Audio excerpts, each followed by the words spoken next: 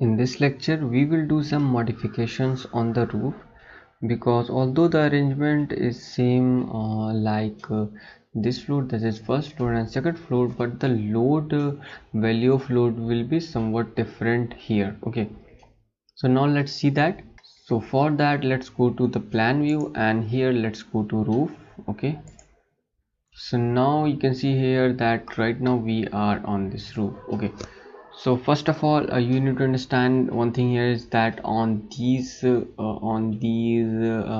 beams, whether it is internal or external, there will be no brickwork load. Okay, so obviously you have to select all these.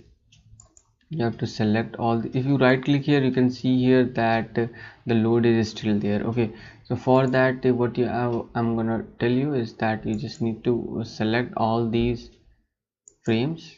First of all, let's select all these external frames or beams. You can name it as, that's totally depend on you.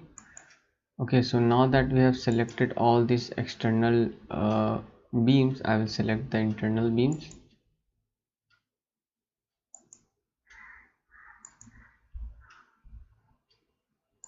Okay,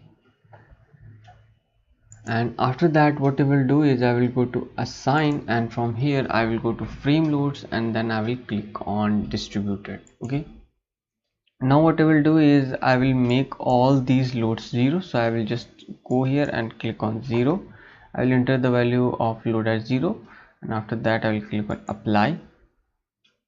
Okay, so you can see here that we forget to apply the 0 load on these frames, so don't worry about that. Let's select this one, and this one, and after that apply the value of load here. Okay, so now you can see here that we have done the work of these beams on the roof. Okay, so if you right click here, this time you will see that we don't have any kind of load. Okay, so now that we are done with this part, let's go and do some modifications of load on these floors. Okay, so this is the accessible roof, so obviously the load will be live load will be much higher. Okay, so let's apply the live load of 5 kN per meter square.